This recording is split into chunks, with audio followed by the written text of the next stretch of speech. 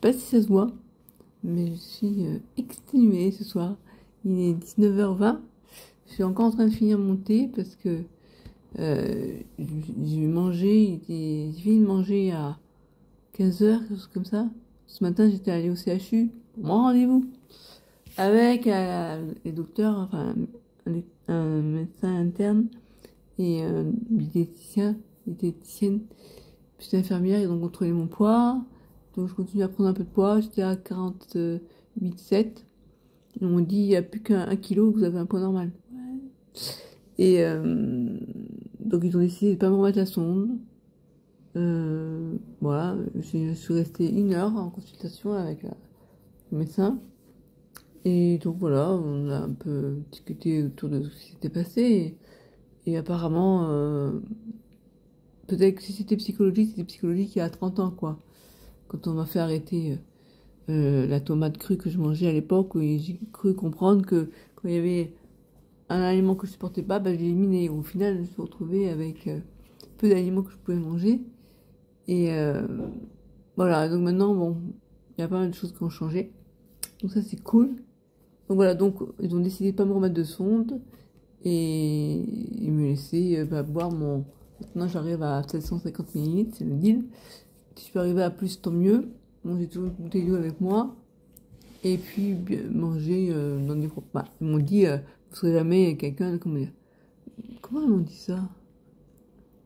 Je sais pas comment ils voient ça, mais mon organisme, je serai jamais quelqu'un de costaud, de forte, enfin je sais pas si c'est mon ossature ou si c'est mon appétit, ça sera toujours pas très, comment dire.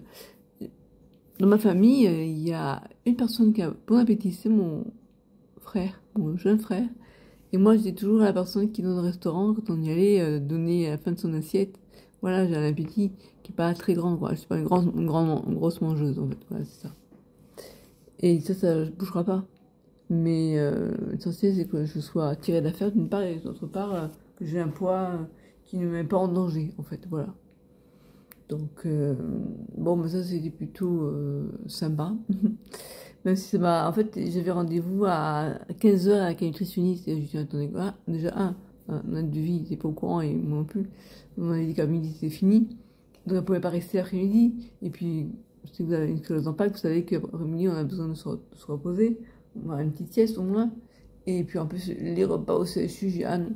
Il y a un médecin qui me voit, on a prévu, vous mangez? Parce qu'il me voyait picorer. Il dit, mais on vous a prévu un repas? J'ai dit, ah non, non, merci, non. C'est des pois chiches en plus. En plus des pois chiches. Pour quelqu'un qui a un score dans pas les pois chiches, c'est dur à digérer. Bref, donc j'ai attendu qu'à 14h avant de pouvoir déjeuner. Voilà, mon devis a été sympa. Elle est restée au moins le temps de préparer à manger, puis elle a fini. Parce qu'elle a enchaîné sur autre chose. Voilà, donc... ouais. Ben moi, j'ai fait, c'était bien. Je sais pas que c'était le plus fatigant. La dernière fois, je voulais pas y aller l'après-midi, mais finalement, c'était moins fatigant parce que je suis restée qu'1 heure, alors que là, toute la matinée jusqu'à 14h, ouais, c'était lourd. Enfin bon, voilà, donc bonne nouvelle, c'est bien. Maintenant, il faut que je continue comme ça. Hein. Voilà, donc pour en revenir à la sclérose en plaques, ben en fait, ce qui s'est passé cet hiver, je me rends compte que ça fait plus ou moins l'effet d'une poussée, quoi, sur mon corps. C'est-à-dire qu'en fait, la dénutrition plus la déshydratation a laissé des séquelles. Bon, déjà, depuis le déménagement, j'utilisais de plus en plus souvent le fauteuil roulant parce que quand on a un appartement adapté, bah, on fait plus l'effort comme avant de debout pour faire la cuisine. Hein, et ça devient déjà compliqué chez mon père. Donc, bref, donc du coup, j'ai beau avoir 3 séances de kiné, donc 2, c'est vraiment actif quand même, hein, pendant 20 minutes, ou un quart d'heure, on va dire. Ouais, non, 20 minutes. On fait faire des exercices qui sont quand même costauds. Je vous montrerai. Et donc, j'ai repris des forces quand même, hein, mais j'avais espoir de vous remarcher. Là maintenant, je sais pas. Alors j'arrive encore à faire des petits pas, hein, mais à marcher en déambulateur, j'y arrive, mais c'est pas comme avant. Bon, je sais pas, donc j'ai envie de garder espoir, hein, parce que ça fait pas si longtemps que ça. Mais voilà, ça fait comme la poussée que je redoutais, et c'est pour ça que j'ai pris le Copaxone. Voilà, j'ai toujours dit, bon, même si je suis en phase progressive, on va éviter. Et là, bah, ça a fait un peu l'effet d'une poussée. Voilà. Et bon, bah, on fait avec, hein. Voilà. Bon, je vais vous laisser parce que je suis un peu fatiguée là, hein. Il est 19h30. Peut-être commencer à préparer le repas, même si j'ai pas forcément très faim maintenant.